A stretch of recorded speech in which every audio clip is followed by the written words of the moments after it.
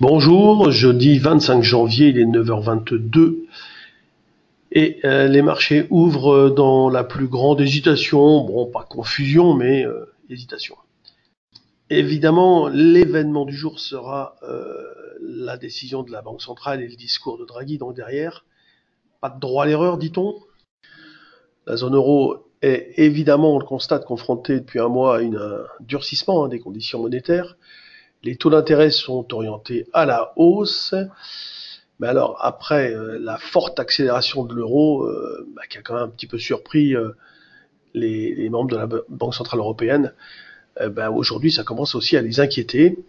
La croissance économique est forte, il n'y a pas de souci, mais le but du jeu était quand même de faire que l'euro ne monte pas, ou ne monte pas trop en tout cas, voire qu'il recule. Mais bon, là, du coup, maintenant, c'est surtout comment stopper cette forte progression. Le problème d'ailleurs, c'est pas seulement la hausse de l'euro, c'est aussi la baisse du dollar, parce qu'en fait, le dollar baisse face à toutes les autres monnaies. Donc c'est ça aussi qui pose problème. Vous avez deux facteurs, vous avez la hausse d'une monnaie, l'euro, et la baisse d'une autre monnaie, le dollar. Donc évidemment, la paire euro-dollar, l'écart est encore plus significatif. Sur le futur CAC 40, donc sur les marchés, ils sont toujours tous orientés à la hausse. Évidemment, on marque le pas. On voit bien que le CAC 40, le DAX ont beaucoup de difficultés à progresser. La journée donc de la forte hausse avec un gap le matin à 8h suivi d'un repli après l'arrêt du shutdown a été une grosse déception. Depuis, on est un peu sous le choc. Pour autant, il n'y a pas non plus de gros malaise. Donc hier, on a pu acheter sur 81. On était placé dans cette zone. Là, ce matin, je me suis remis au même niveau parce que j'ai déjà revendu à 503. Et en gros, l'idée, c'est toujours de travailler des écarts dans le sens achat-vente. Le niveau, si vous voulez, de remise en cause était 5440. Bon, on pourrait se dire que maintenant, si on casse 5470, on serait dans la méfiance. On n'achèterait plus par anticipation, à savoir sur les niveaux, mais plutôt sur des market timing avec des signaux techniques appropriés. Donc nous, on a des signaux rapides, des signaux lents. Dans ce cas de figure, on utiliserait plutôt un signal technique lent pour intervenir. À vous de faire votre choix parmi ceux que vous connaissez. Sur le DAX, on a la même configuration à peu près, bien évidemment. Là, on a rebaissé davantage ce matin. Donc c'est vrai que par rapport à mon intervention rapide, j'aurais pu être fait sur la 80, sur le CAC, j'aurais pu être fait sur le DAX. On s'était placé un petit peu plus bas dans un premier temps, vers 13 300. Bon, pas pressé, on est quand même depuis ce matin dans une tendance, dans un mouvement de repli sur le DAX. Bon, l'idée c'est d'acheter sur des replis, mais vous voyez, les extensions là sont fortes parfois, il n'y a pas de souci. On a quand même bien remonté, on est revenu sur la zone des 70-80, là, qui est une bonne zone de résistance. Et puis après, bon, évidemment, on a rechuté. Il avait bien tenu ce marché au début, puis bon, il a fini par rechuter dans l'après-midi, et il a même rattrapé le CAC 40. Sur l'euro-dollar, ici, évidemment, nous sommes tous très contents. On a un peu savré le champagne hier soir, parce que les 1,2390 ont été atteints. C'est un niveau que j'ai mentionné, redit, répété. Et voilà. Et cette nuit, on a boosté. Ce matin, on a fait acheter là sur 10. Là. C'est le trade du jour. Bon, il est fait, donc je le dis, mais on a déjà vendu ici à 43. Et on peut recommencer. On peut se positionner évidemment à l'achat sur des replis jusqu'à 1,2350. C'est un bon niveau. À 23,50, c'est ce niveau-là, vous voyez, d'accumulation là.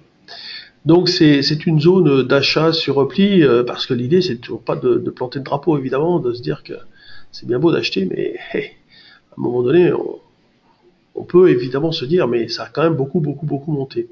Alors, tant qu'il y a la pression sur les vendeurs à découvert, l'euro-dollar ne peut pas trop baisser. Comme hier soir, on a fait acheter ici, c'était à 75 hier, c'était là.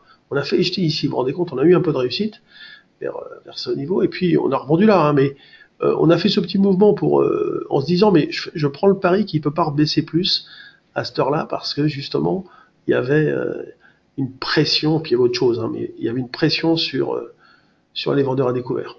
Bon, là, cette pression sur les vendeurs à découvert, on peut dire que tant qu'on ne baisse pas sous les 1,24, elle reste extrêmement forte. Donc voilà, c'est pas non plus très risqué, mais on peut évidemment s'attendre à ce qu'on revienne peut-être au moins vers un 1,2350 pour tenter un achat sur repli. Bon, sur les actions ce matin, ça va.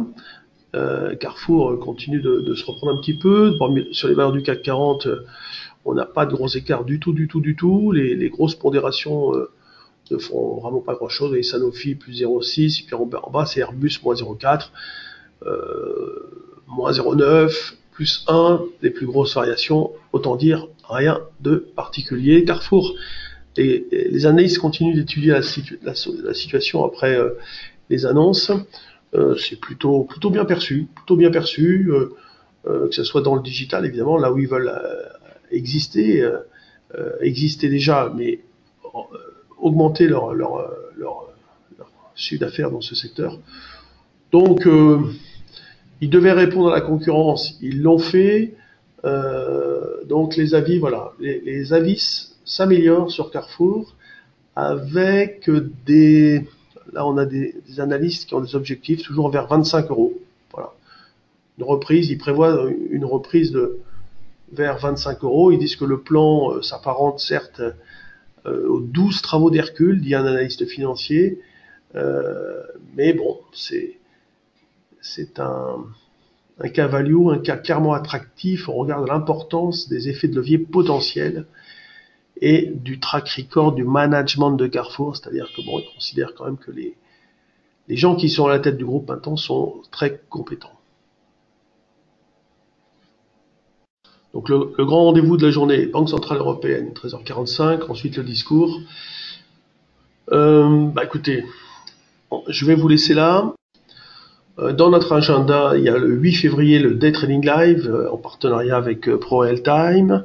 Eh bien, vous pourrez trouver les explications sur notre site www.percevalfinance.com. Si vous avez l'intérêt, si vous avez des questions, n'hésitez pas à nous appeler. Là, on n'a pas beaucoup fait de portes ouvertes ces derniers temps. On est pas mal occupé, mais bon, on en refera d'autres. Sinon, n'hésitez pas à prendre un rendez-vous. Nous sommes très transparents. Enfin, on est pour la transparence. Se former, c'est compliqué et difficile parfois pour vous de connaître la qualité du formateur. Bon voilà, nous sommes des vrais professionnels. Moi, en tout cas, personnellement, je fais ça depuis 35 ans. Je forme des gens qui aujourd'hui sont traders dans des grandes banques. Et je vous garantis que l'idée, c'est pas d'avoir une méthode miracle, c'est d'avoir une méthode qui fonctionne, bien évidemment, mais c'est aussi de comprendre les phénomènes de construction de marché. C'est très important pour comprendre l'état psychologique du marché. Et vous, quand vous intervenez en regardant l'analyse chartiste, ça vous manque. Vous pouvez pas vous en rendre compte, mais ça vous manque, parce que l'état psychologique, justement, c'est ce qu'on cherche à comprendre dans l'analyse chartiste.